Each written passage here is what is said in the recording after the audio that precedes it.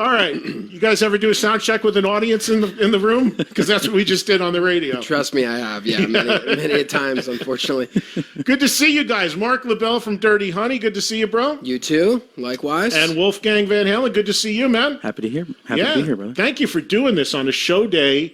Trekking out to my place. I mean, most people don't like, oh, it's a show day, I got to rest my voice. Both of you guys are singers, and look at you doing interviews on show days. We did have a day off yesterday. We both were excited about that. Yeah. Did you have the day here off? No, we were in SLC, or I was. Oh, okay. What about you? We came in yesterday, like afternoonish. You were here yesterday? Yeah. You didn't text me. We could have gotten all kinds of trouble last night. Jeez. I didn't know you were here. Yeah, no, we just like it was nice to like sleep in a bed.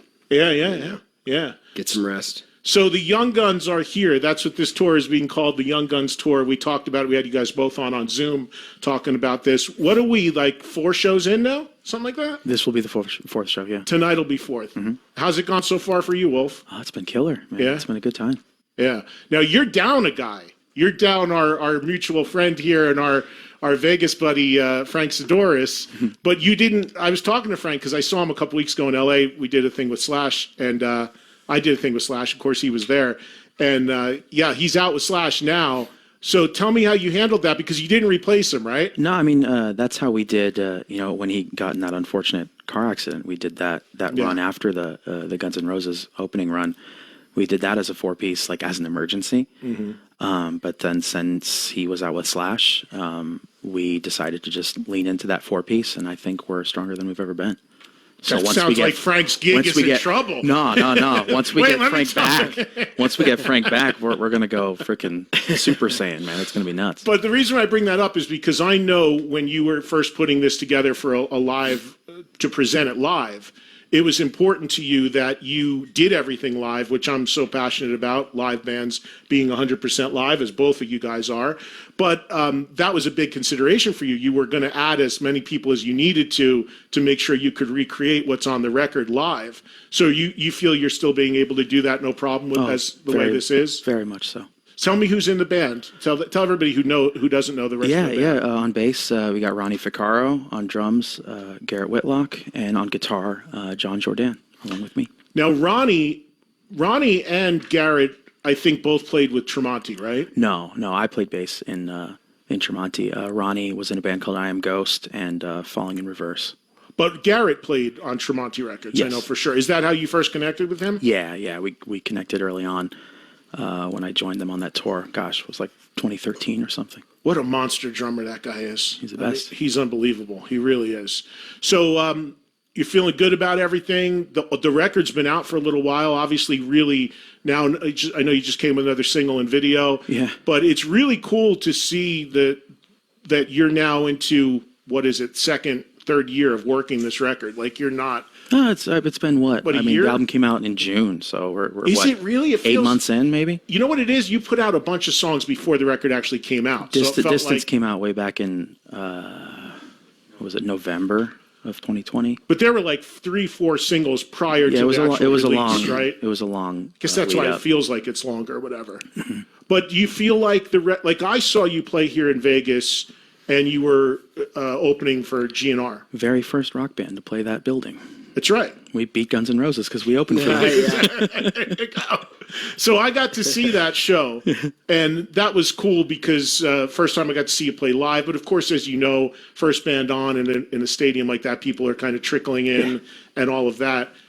Do you feel like now that you've been out and you've done your own shows and you're on this tour that this record's really, you're really seeing the work pay off? Like people are really embracing the record and the songs that you've made and really knowing them now? Yeah, I mean, surprisingly, they were embracing it when we were opening for Guns. Yeah. All the crowds have been super receptive and wonderful. It's just been a good time. And we noticed that whenever we did a headliner in between the Guns shows, those were the ones that were just nuts. And that's what these are. You know, we're just having Dirty Honey Mammoth fans just going nuts the whole show. It's amazing.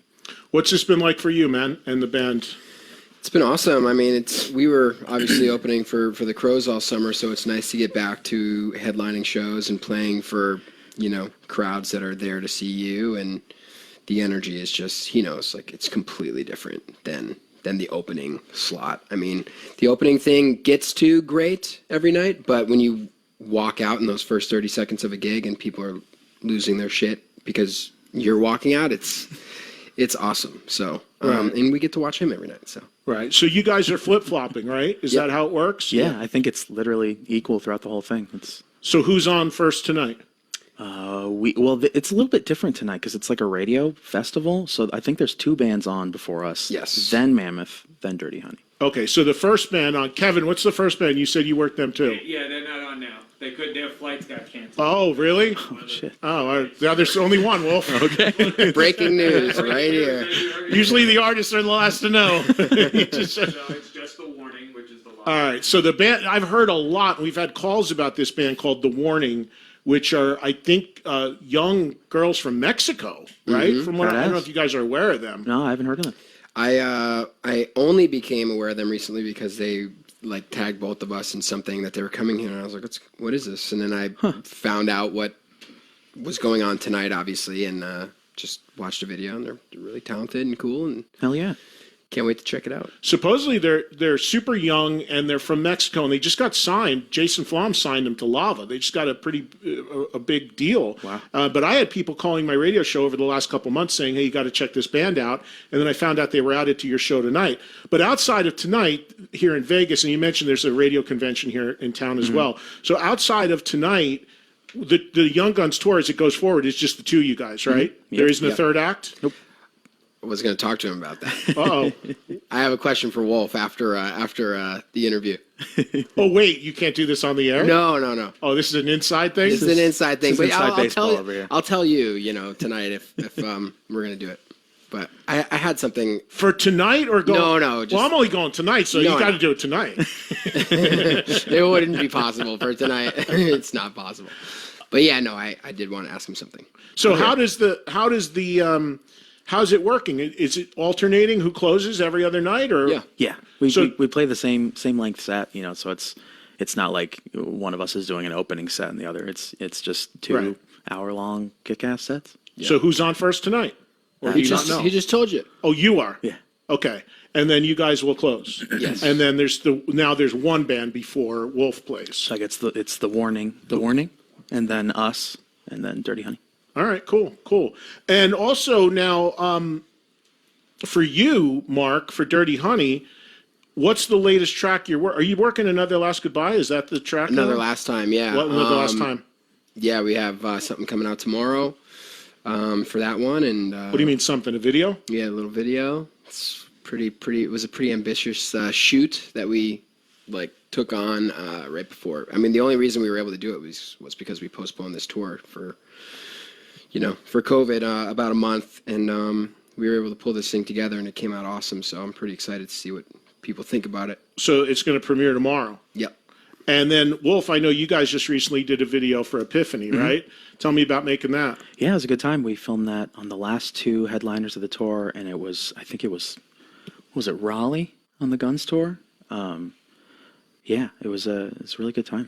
It's pretty much a straight up on the road kind of performance video thing. Interspersed with us just kind of, bullshitting around and having a good time. But those never go out of style, I don't think. Like if you watch Wanted Dead or Alive, it's still cool. Yeah, it's almost like it was more for us. I remember when all the guys in the band saw it, they were like, that just made me happy. Like it was just like warm feelies from that tour. It was such a good time. I think that video concept always works. It never gets dated. It never feels old. The other ones when it's Do one like every decade. you get super elaborate with stuff. Yeah. That's the stuff that starts to feel dated real quick. But Yeah. you never can go wrong with like the joy of being on the road and then the exhaustion at the end of the show. Like, I think of Wanted Dead or Alive as John Bon Jovi falling on the stage and his head against the private plane. I'm so tired. Playing to 50 million people every night. I wish we had private planes to fall asleep in at this point in our careers. At this point, you're going to be sleeping on the sofa tonight, aren't you? Yeah, dude? exactly. All right, well, we're just getting started here. Mark LaBelle of Dirty Honey, Wolfgang Van Halen here in the studio. We'll take some of your calls for the guys. The Young Guns tour is out there, playing Vegas tonight, and going forward from here, we'll touch on all of that stuff. Live here from Vegas, on Trunk Nation. One more hour left to go here on Volume, talking rock with you every day live 2 to 4 p.m. Eastern Time. A couple guys who've been on this show quite a few times since their records have come out, and it's always great to have them. And, of course, have them here in person. Again, Mark LaBelle from Dirty Honey is here, and Wolfgang Van Halen is here as well. They are on the Young Guns tour, which is playing in Vegas tonight. Wolf, you were just saying the first date was Denver, and then you went to Salt Lake. And the elevation kicked your ass. Oh, yeah. Tell me about that as a singer. You gasping like, what's going on with the air here? Just, you're very lightheaded by the end of the show. Is that right? Yeah. It's not from all the weed in the air? Oh, there was certainly some weed in the air. And that certainly may have played a part, but damn. When you go through Denver, you can drive like through on the highway in Denver and you smell weed in the air. It's everywhere. Well, we both live in California too. You got to remember, like, Yeah, we're not strangers to that. you can land there and smell it as well. It's not, Yeah, and like that, especially like if Justin's anywhere near you within a mile. who? Oh, your Yeah, bass player. It is fully legal oh yeah. here, there in California. So do you guys partake? I don't. I don't. I kind of never really. You don't have. inhale? I used to a long time ago. It's been like probably 7 years. Like it was like high school shit. You know what's crazy for me? So I'm old as dirt. I'm 57, right? I've been doing this shit forever. I've been in the music industry 40 years next year. I never did drugs at all. Never even smoked weed. But I just recently, in the last year or two, with it being legal everywhere, started dabbling in edibles. That scares me. Why? Because you don't know what's going to hit you. Like when you take it and then you're like, oh, I guess I'm on this trip. You can't take undo it. You can't undo it. Yeah. With at least when you have like a joint or something, you can just like barely be like tested. But here's my deal on that, Wolf, and you guys can relate to this as singers. I hate smoking anything. It Me too. irritates my throat. I don't care if it's a vape. I never smoke cigarettes, a cigar, a joint, anything. The minute I try to inhale something that was burning, it just burns my throat. Oh, yeah. And I make my living yapping, and I was just like, I don't want to, I feel ripped up and sore or whatever. So that's why I tried the edible thing. And for me, I have notorious issues sleeping because I can't turn my mind off. Oh, it helps big time. I can't get my mind to shut off. And I was like, you know what? Instead of popping a prescription sleeping pill, because God knows what that's doing to me, I go in these dispensaries. They actually have formulated for sleep. So if I can't, like especially with time zone changes, I'll knock one back, and at least helps me turn my head off a little bit because I can't. How do you guys do traveling on the road? Are you good sleeping on buses and things like that? I'm kind of a night owl, but yeah, bunk sleep is something I very much enjoy. It's like You like it's it? your own little cocoon. It's wonderful. So the bus, the movement, the sound, it's good for you. I dig it. What about you? I'm trying to get used to it. This is our first bus tour, so I was gonna say you guys were vanning it. yeah, and- we were slumming it. So it's an adjustment, but I've heard like it takes about a week. But to your point about the edibles, if you want to go the other way, the thing I do like is the like little mushroom chocolates and like kind of opens up everything. But I like to do it subtly. I don't like to like seeing like gremlin walk across the lawn or something. I just like colors to be a little more vibrant, and it's cool. It's chill. So where do you get these? They're everywhere now. So Really? Psilocybin is like everywhere. But I'm this is not something I do with any regularity. This is like okay. So what you're saying is you do this all the time. all the time. Yeah. No, I don't. It's just that you got to pick your spots, but yeah, you can definitely go on a nice ride of a really good time if you're if you're looking But to for that Wolf's sort of thing. point, isn't that even harder to undo? Like if you start seeing the gremlins, you take the wrong thing. Well, no, they're like super. It's kind of like weed now. They're very regulated, and Can I go to the dispensary and buy it up the street? I don't think they're legal. But, Mark's trying to get me in trouble over here. but yeah, you can get them. They're awesome. So I'll come to the show tonight all hopped up on shrooms. You would literally have the time of your life. I'll be like, Mark's the best singer in the history of the world tonight. Look at this fucking guy's killing it. You'll just be smiling. Music really like is the perfect thing for it. It's awesome. Yeah. So what do you about you? So you're getting used to your first time being on a bus. You're like rock star now, man. Yeah, it's crazy. It's Because really, even with the Black Crows, you were like driving you were like, what'd you have, a van or something? we had a van and we would like fly between like really long drives, and our tour manager, thank you, would take the hit on those. But you know, the Crows were super good to us and super accommodating, so they made it pretty easy. Yeah. And it wasn't a ridiculous travel schedule. Like there were only a couple really bad drives. But yeah, with the bus, it's really nice to just have somewhere to go if the green room is shitty. Home base. Yeah, it's really nice. Yeah.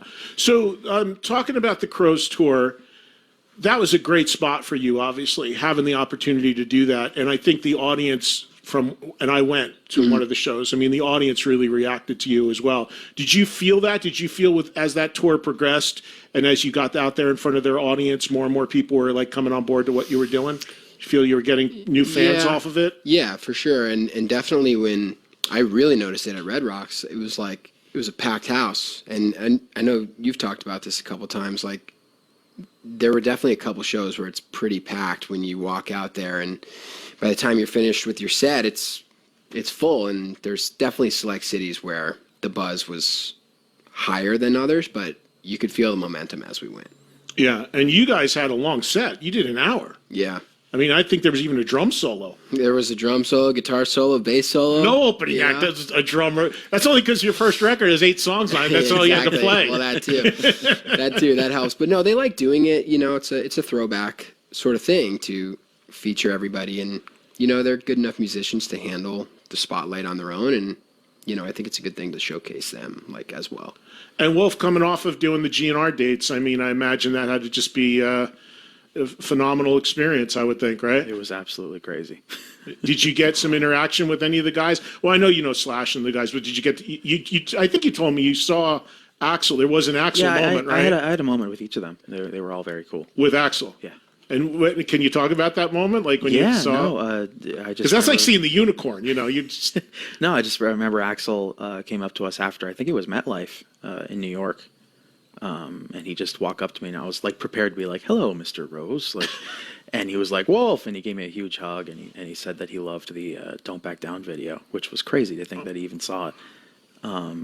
But yeah, no, he was just very kind, super cool, and so was everybody on that tour. Yeah, and you guys had a good set too. I think you guys had It was depending on how much time we had. It was either like a 35 or a 45. Right, but back in the day, meaning 5-6 years ago, it would not have been uncommon for somebody on the wings of the stage to be motioning to you, saying, "Play another hour." You heard those stories, right? Oh yes, Axl, from what I witnessed, is a changed man compared to those rumors I've heard in the past. Yeah. Completely, but he was I went to a lot of those shows, and I had a lot of friends that were in those versions of those bands, and I have a lot of friends that were in the opening act on some of those shows, and it was not uncommon for somebody to be waving their arm. Do it all again. And when one, I forget what band was like, "We only have one record," and they're like, "Play it again from the top." It's like, because he wasn't going to be going on till like midnight, and I did a thing. I did a thing with him in Miami. This was maybe. We were doing my TV show. We went down there to try to get Axl to do the TV show. And we got down there, and they kept saying, he's going to come at like 3:30 and do it, and then you guys can watch the show, and then we're flying home the next day, and we're going to get him. And I was never forget, I'm standing in the ramp, Miami, in the American Airlines Arena. And here he comes walking down the ramp, and he sees me, he waves, he's holding his dog. I was like, holy shit, this is actually going to happen, like the way it's supposed to happen. They go on at midnight. He still doesn't come over. 2:00. Wow. They're on stage till 3 a.m, still playing. I'm like, we got to get out of here. This is not going to happen. We're not leaving until Axl leaves the building. So my producer grabs me. He's like, let's go down there by the dressing room, see what the fuck is going on. We go down there at 4:00 a.m, backstage at the arena. We open the door to their side of the building. It was like a scene from Almost Famous. People sitting on road cases, cigarette smoke, empty beer bottles. You guys still here? He's like, oh yeah, Axl's going to come over and do it. We shot at like 5 a.m. Wow. If you've ever seen the show, I can barely keep my head up. We were up like 24 hours. That's hilarious. It's crazy, but that's how he did it back then. And I felt bad because all the people who were vendors, like selling the beer and the hot dogs, they're back in the hallway. It's like 3:00 in the morning. They're like, when is this motherfucker going to stop playing? I actually heard people saying that. It was nuts. Yeah. But now he's Mr. Punctual. Like, even I went to Dodger Stadium and went on early. It's just crazy. But yeah, you got a good spot there, Wolf, because you had a lot of pressure on you otherwise. Tell me what's coming up for you with Mammoth as far as obviously just continuing to work the record. But Yeah, we got a busy year ahead of us. what's after this? I think we're trying to find some time this year to get back in the studio and do another album. So, I mean, I don't want to guarantee anything, but I'd like to get that done as soon as possible. This record was a long time in Yeah, but finally coming out. I was trying to figure out what I was through that whole process. Right. You know? And now that I know what this is, I think I can crunch those 5 years into a much smaller couple months. Right. That's what my point was. Clearly, there was a lot going on, dealing with your dad, dealing with trying to figure out what you're going to do with this and all of that. But now that you are up and running with this and established it, I imagine how you're going to put stuff out is going to roll a lot more. That's the hope. Yeah. But do you have a lot of stuff written? Oh, yeah. I'm very ready to get back in the studio. Have you recorded already anything? No. I have, we have some leftover tracks from the first album that I'd like to take another look at, maybe add stuff or maybe redo entirely. And then a bunch of new ideas I'm stoked to get into. Are you kind of guy that's always writing, even on the road, or do you have to, like, I'm going to take a week off and just write? How does it I'm work the kind for of you? guy where just if something hits me, I'll record it on my phone, and there you go. There's an idea. But when do ideas come to you generally that hit you? Anytime. You're not like sitting right here. You could be sitting here and be like, If I had a guitar in my hand, yeah, probably. wow. And are you ever the guy that wakes up in the middle of the night and Yeah. you dreamed something and I've recorded it because I've heard artists Sometimes do that. there's sometimes where I'll be so tired, but there was one time where I had an idea in my head, and I was trying to transpose the notes in my head and then write it down so I didn't have to go to my studio and record something. And it didn't turn out that well, but it was a nice attempt. To me, the art of writing songs, as someone who's not a musician and just a fan, to me is the most fascinating thing. Because it's just, rightly or wrongly, I always felt like there's a million great musicians. You go to Guitar Center, there's a million great guitar players. But the ability to craft great songs that stick in people's heads, that stand the test of time, that people love, and how you get there, and talking to musicians over the course of my career, it's different. Like some are like, I got to go into writing mode, shut the world out, and I sit in my studio. And others, like Wolf just said, they're like, hey, it just might hit me, and I knock it out. How's it work for you, Mark? It's really any sort of way. Like, this new one was just a quarantine baby. Like, I was playing along some Stone stuff, and the guitar happened to be tuned to open G, and bam, like the whole thing just came out in a 15-minute spurt. And then there's other times, like Rolling Sevens is just an idea. John was playing on the guitar, the whole band was in the room. We got to the chorus, didn't know what to do, and I think John was like, just sing along to the riff, you know, ba-da-da-da-da-da-da. And I was like, oh, that sounds pretty cool. I didn't like it at first at all, honestly. And then it turned out to be awesome and totally something that I love. So but the spark can come anywhere.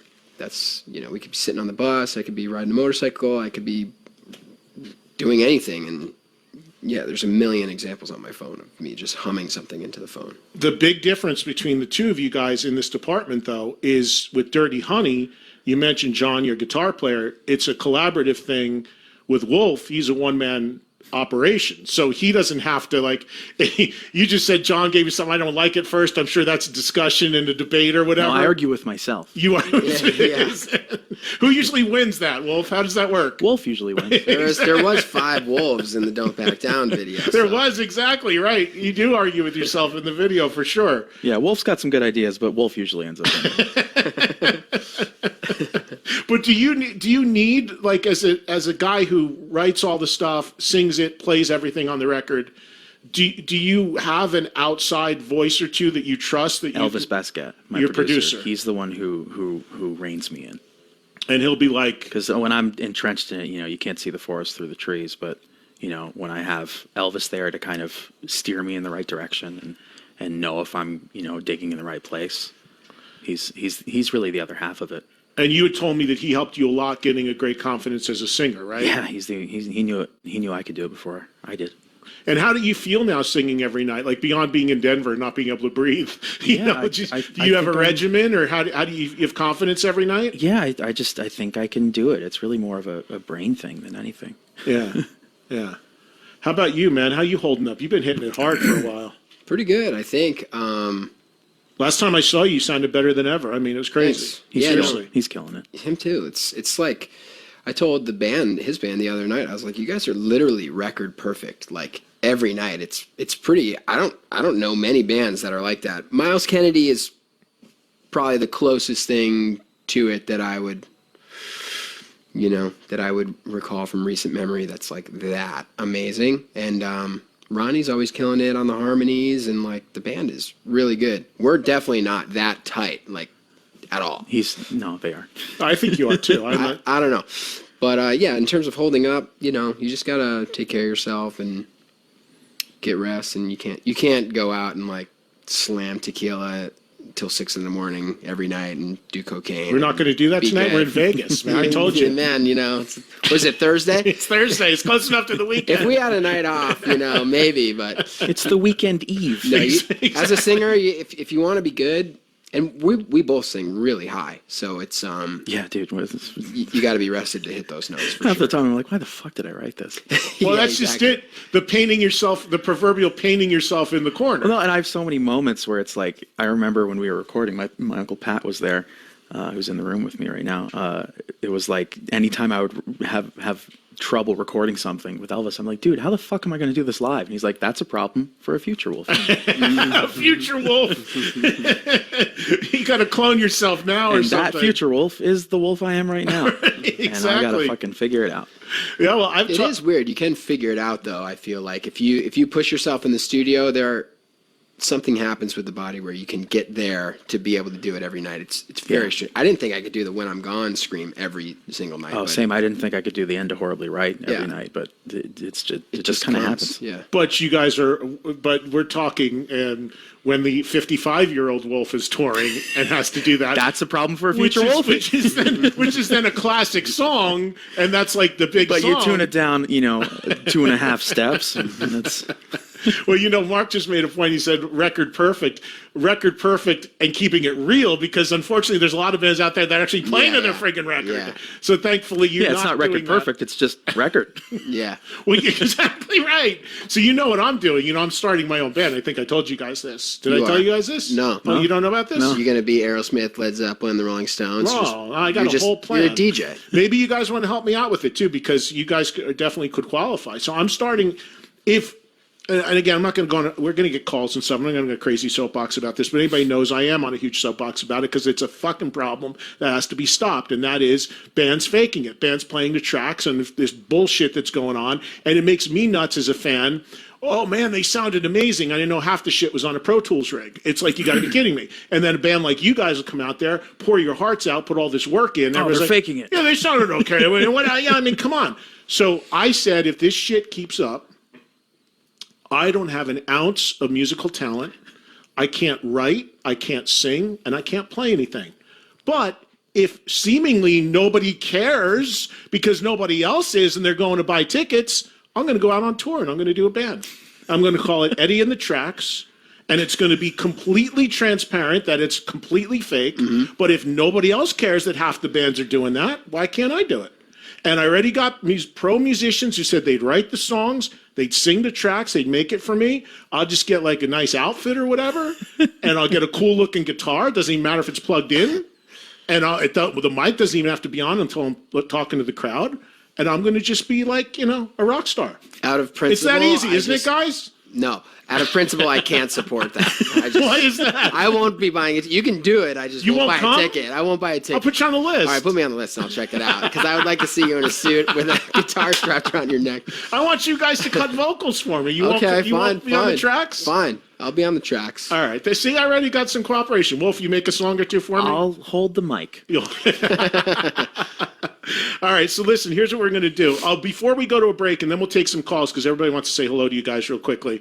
Current stuff, Dirty Honey did a great thing for with a cover of Prince. Mm-hmm. Let's Go Crazy, and you did that, what, at the hockey? He did it on Winter Frozen Classic. Lake. Yeah, Frozen Lake in Duluth, Minnesota. How'd that come about? I think the producer was a fan, and I'm obviously like pretty intertwined with just hockey in general, and we just kept coming up on like podcasts. There's two podcasts that like we're mentioning Dirty Honey, and they're pretty big hockey podcasts, Missing Curfew and Spittin' Chicklets, and he listens to them both, and he was like, they just keep coming up, and there's this opportunity to do something with the NHL, and what do you guys think? You know, the Winter Classics in Minnesota, we'll do an ode to Prince. And once it came down to like the music and picking a song, and it was really, to your point, like, how do we make this song unique, you know, to Dirty Honey? And once we got the hook into that, we were off and running. Yeah, you guys definitely did a cool version of it. And Wolf, although you didn't record this, I saw just recently you started doing a cover live, right? Mm-hmm. Tell us about that. It's not a Van Halen cover. And it's not. No, it's not. No, it's just something we were playing during rehearsal, you know, and it was just a good time. And Alice in Chains, Them Bones, right? yeah, and it just turned out to be a really fun thing, you know. And the song is so short, so if people hate it, it's like, fuck, you know, just wait for a minute and a half and it'll be over. It's a tough song to hate, though. It's 2.5 minutes long. Yeah, I don't know how you so- can hate it, but Yeah, still, yeah. it's so short that it's like, Can you do one thing that would be really fun? You mentioned doing a Van Halen cover just to fuck with people, play like a Note of Eruption, just to send people insane. you got to be tempted to do that on stage one night, just to fuck with people, just to get. Because I love how you go back at people on social media. It would be so good if you did that, like just 2 notes of Ain't Talking About Love, just to freak people out. What do you think would happen, Wolf? You'd break the internet. I think people would cheer and then immediately be upset. Upset? Oh, because you'd stop Because after I'd stop right away.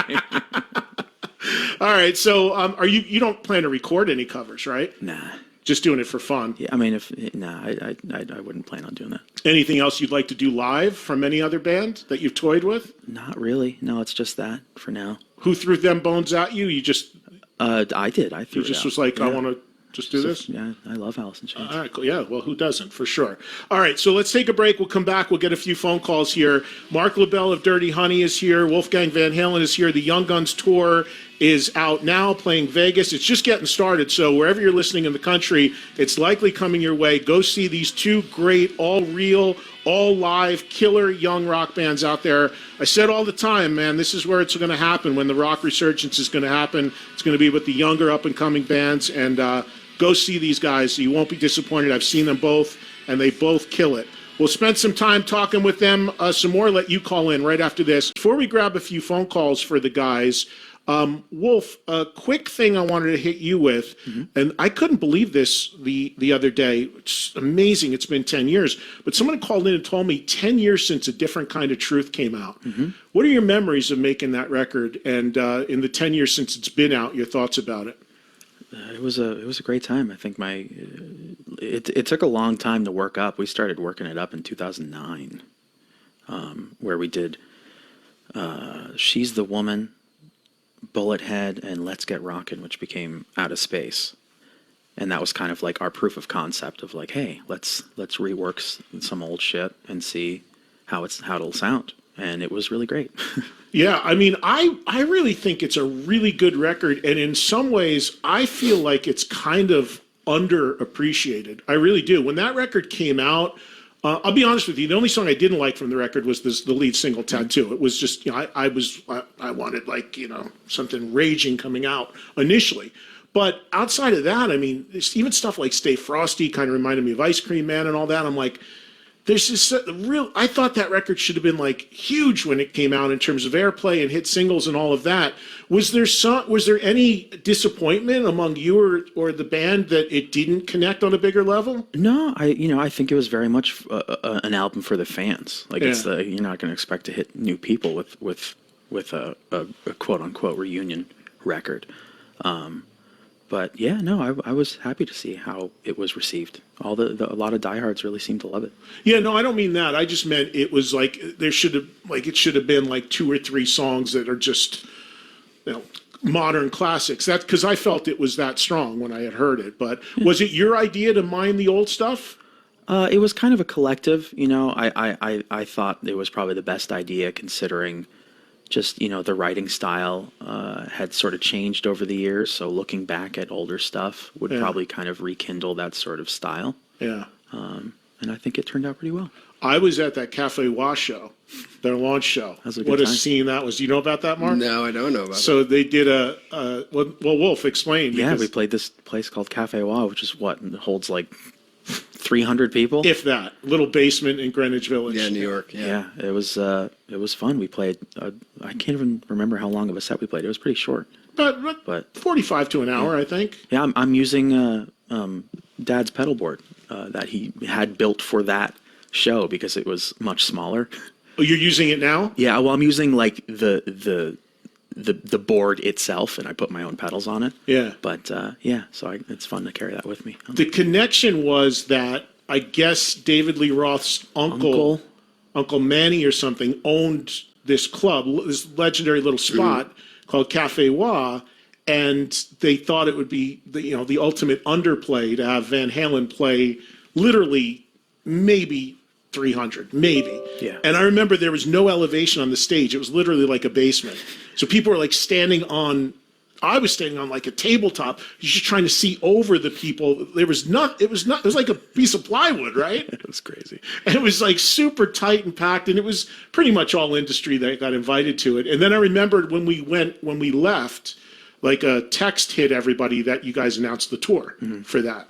So it was like it was a marketing thing, but it was, to see Van Halen in a basement, as best you could see him, because it was just, there was no stage elevation. You're just trying to look over people's shoulders. And I've been to that spot before. Isn't that like the Hendrix place in New York? And I think Hendrix may have played there, but the connection for Van Halen was definitely Dave's uncle or something, and he had grown up going there or something, so there was some connection there as well. All right, and the last thing I wanted to ask you about, Wolf, a press release came out about this today. I don't know if you're even aware of this.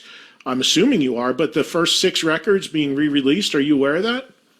They don't talk to you about any of this? That maybe that's probably already been underway, and I get emails. I'm like, oh yeah, okay, and sure. I'm so entrenched in Mammoth World, but Al's the one who handles all the, I'm there as to help, but he's the guy. So Alex is steering the Van Halen stuff and what does and doesn't happen? He always has been. Yeah, but this Mobile Fidelity is putting out some super deluxe reissue remasters and super audio CD vinyl of the first 6 records. Press release hit today, so cool. See if I can get you a copy, Wolf. All right, so Wolfgang Van Halen, Mark LaBelle here. Let's get a couple phone calls here for the guys right now in our remaining moments. Let's say hello to, how about we start with Kendall? Kendall's in Cleveland, and Kendall is joining us first up here on Trunk Nation. What's going on, Kendall? Hey, not much. Thanks for taking my call. Hey, I hope you guys are both doing well. I look forward to both of your futures.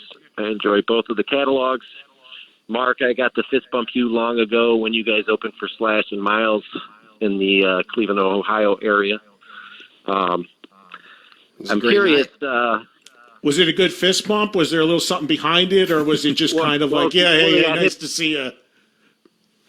It was before they got hip to the meet and greets, because they were doing their own merch table, so that's how long ago it was. The fist bump thing, which is common now. Hold on, Kendall. The fist bump thing, which is a thing now more than ever because of COVID and who doesn't shake hands. But you know what you got to be careful about with that? Doing fist bump with some of you rock guys that wear these giant rings and jewelry. What do you got on there? That's titanium ring. Yeah, you just get beat up on your hands. I can't wear rings. Rings neither. freak me out. I can't wear watches, anything. You got one on your middle finger? Yeah. Wow. Yeah, that's a serious. I just get like anxiety taking it off. Me too. It scares I feel the hell out of me. claustrophobic with it on. Me too. Yeah. All right. Anyway, Kendall, I'm sorry. What did you want to say? Yeah, not much. I was just going to bring up Frank, since he is in both worlds, sort of how I. Frank Sidoris? Yeah. yeah. I was going to ask Wolfie, how did he become your guitarist, since he is already with Slash and Miles? And if both of you have a story of what kind of personality he has, that'd be cool. And I'll let you go. Yeah. Frank and I have been friends for a really long time. Way back when I was in Tremonti, we opened for Slash in London. We scared their audience because Tremonti's way heavier than Slash's stuff. It was pretty funny. But yeah, I've known Frank ever since then, and we've always been really close. And we are constantly, now he was one of the first people I thought for the live band, and he was immediately interested. And I mean, we play Apex Legends like every night together. What is that? It's a video game. Oh, is that right? And so, yeah, we're just really tight. Frank's a wonderful dude. And so whenever he's done with the Slash run, he's going to join back up with us. Yeah, no, he's a great dude, and he's a great friend. We hang all the time when I'm here in Vegas, but he like you said, he's out on the road, but it's fun.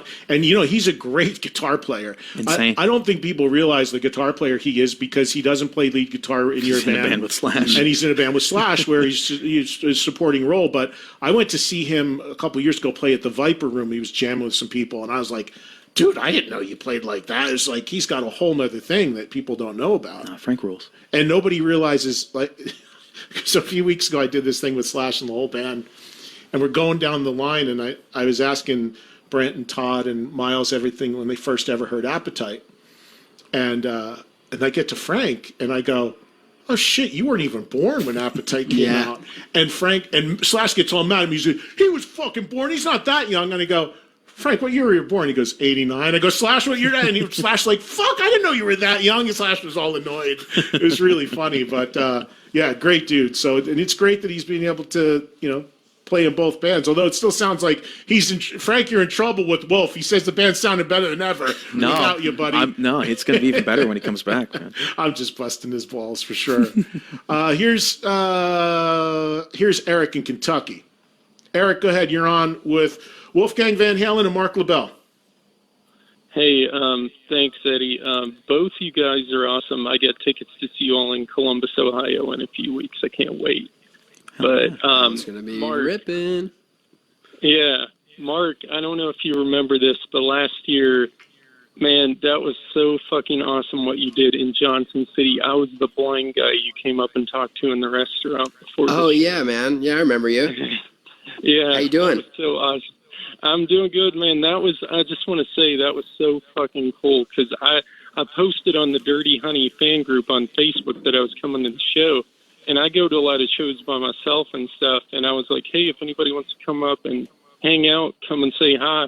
And then I was in this restaurant a couple hours before the show, and this guy came up to the table, and he was like, hey, man, I want to talk to you. And I was like, who is this? And he's like, it's fucking Mark from Dirty Honey. And I was like, no way. So it was awesome. Did he want to bum anything off of you, or he just, hey man, my mom's sitting over there, and do you mind picking up this check? You know. Eric, what was the tune? Was it Another Last Time that we shouted out to you that night, or? Yeah. I was gonna say that's my favorite song, and I've been bugging the hell out of people with that. Like I've been calling my local station. I'm like, you need to play Another Last Time. Like they'll play when I'm gone. I was like, you need to play Another Last Time. Eric's out there doing good work for us. Yeah, good for you, Eric. You're Thanks, on man. the promo trip, man. That's what you need. Thank you. Thanks for calling, man. Yeah, thanks.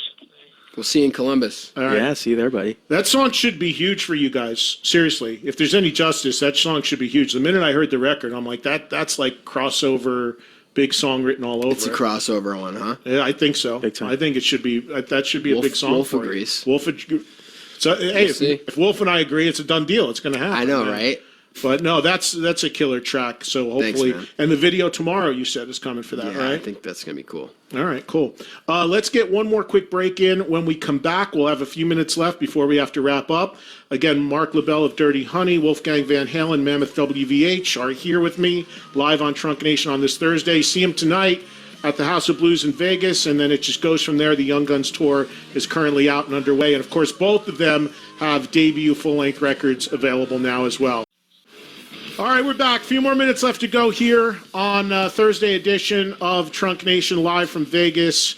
Wolfgang Van Halen, Mammoth WVH, Mark LaBelle, Dirty Honey sitting in with me. A few more phone calls right now for the guys. Again, at 844-686-5863, 8446-VOLUME. The Young Guns tour has begun. The fourth show is tonight in Vegas. And again, just check your local listings and see if there's a date coming your way.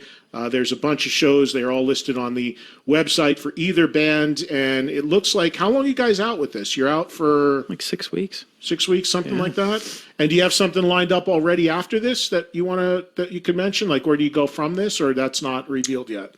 I mean, we're both going to Europe this summer. I don't think that's a big secret. Yeah, June. We're opening for Mammoth's opening for Scorpions. In Europe. Yeah, Kiss for a couple dates, and we also just announced one I'm really stoked about. We're opening for Guns in Holland. Oh, wow. Have you played outside of the U.S. with this yet, Wolf? No, I have with Tremonti, but that's the only. You've not taken Mammoth over the This will pond, be the as inaugural, they say. you know. Have you gotten any feedback to the record or vibe as to how they've, how it's been received? Rock is bigger over there, so I think it'll be a good time. For sure. Have you guys gone out of the country? Just Canada. so That's far. it? Yeah, so I'm like dying to go to Europe. I mean, I love Europe to begin with, and I always thought this was going to break in Europe first, and it just, thanks to Gorlick, it took on its own life here before it went anywhere else. So we're certainly grateful for that, but yeah, I'm dying to get over there. And I could see how you would feel like Dirty Honey would happen even more so in Europe than here, because historically, bands like Rival Sons and exactly, Blackstone Cherry all have done way bigger business in Europe than in the U.S., even though they're an American band. Yep. Rival Sons was a big one that we looked to when I first moved to L.A., and I was like, that's an interesting thing. They keep going over there, and they don't ever play L.A. seemingly, so that was kind of where my head was at, and obviously this, took off before we could get over there. So yeah, no, I love that band, and I would see them on the cover of Classic Rock, and then I talk to people here in the U.S. They're like, I don't know, who Rival Sons are. I'm right. Like, oh my god. And Blackstone Cherry, I think, does arenas in Europe. Alter Bridge too, yeah. And Slash's thing with Miles, Slash told me many times, got traction over there way more than here, quicker. Mm-hmm. They do arenas, I think, too, over there. So that's interesting. How do you, what venues you're going in supporting slots for all those bands? I think we're doing a couple random headliners in between. Yeah. But yeah, it's mostly kind of like what we did with Guns. Yeah, yeah.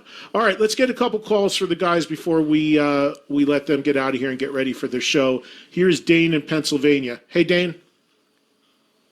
Hey, thank you for taking my call. This is awesome. Sure, man. Go ahead. So first of all, Eddie, when you start Eddie in the tracks, I'll be front row. So you got one guy here that's interested in it.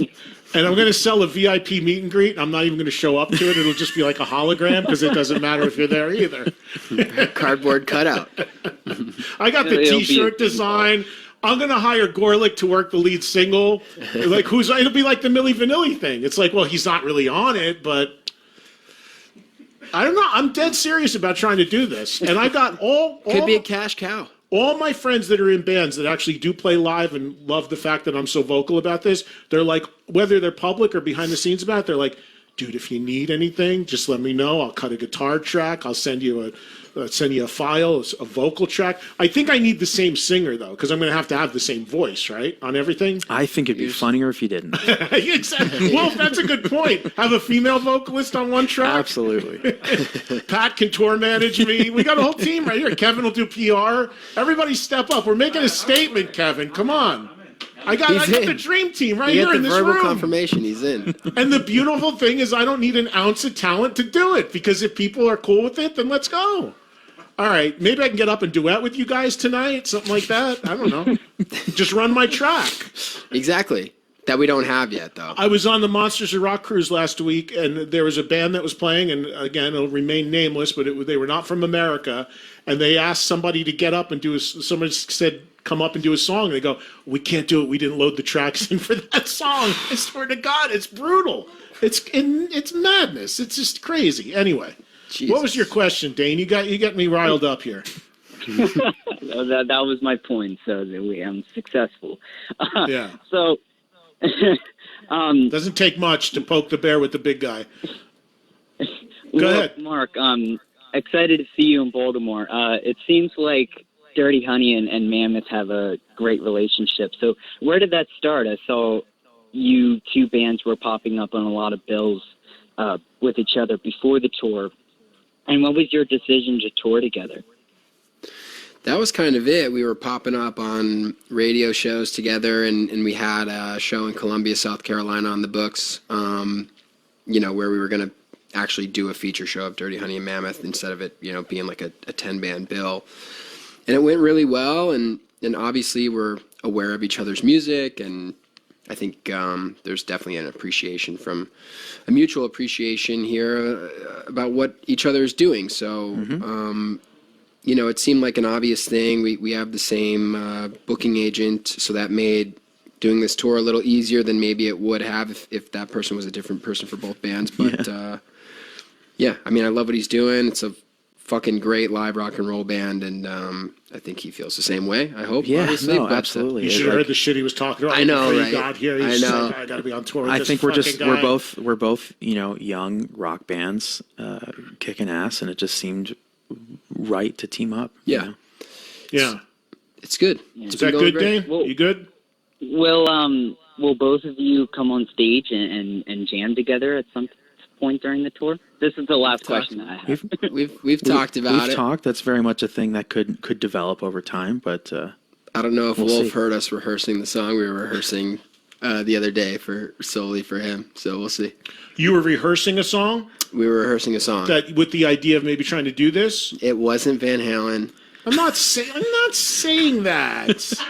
I actually give nothing but Wolf credit for doing what he's doing, his thing. Like I remember, as you should. What, right, because you could have easily gone such a We were different path. talking about this last time, and I have the perfect example. Not to take a little time out of this, but No, for sure. if people are listening who are interested, or people who hate me who are listening right now too, if you come to a Mammoth show and expect Van Halen, that's like going to a Foo Fighters show and being pissed they don't play Nirvana. That's a good analogy. But what happens if Dave Grohl starts playing "Smells Like Teen Spirit"? You know what? I did see them do. They did. What's the Rick Astley song? Never Gonna Let You Yeah, Go. they did that in the style of "Smells Like Teen Spirit," and that was the shit. That was hilarious. So you could do "Never Gonna Let You Go." in No, the you know what I'll style do? of Everybody Wants I'll Some? do that mix. What is it? Where somebody blended Imagine and Jump together. Have you ever heard that? No. I'll do that.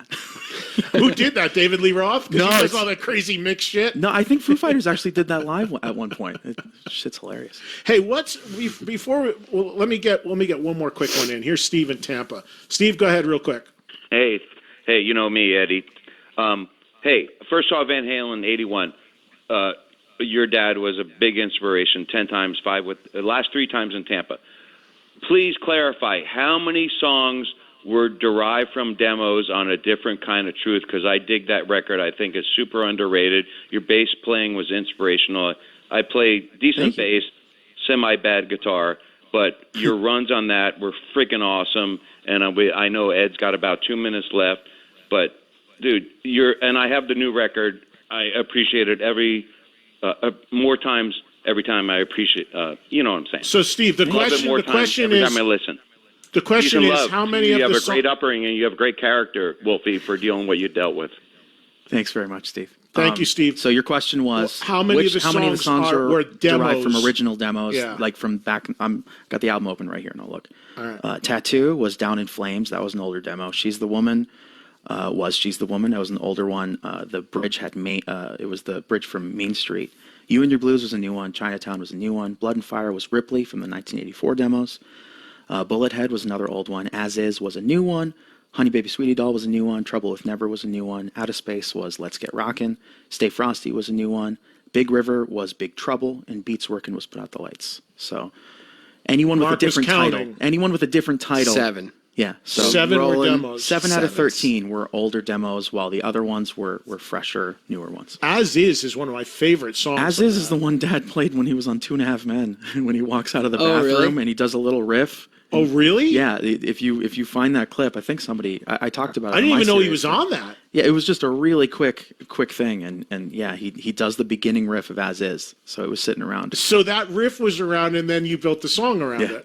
That's wild. I did not know that. I didn't even know he was on there. But that's a heavy song too. That's Oh, a yeah. really heavy song. That's yeah. really, really. Is that cool. is that a good enough answer that you were expecting? Steve's gone. Oh, shit. Steve got all riled up with a bunch of stuff.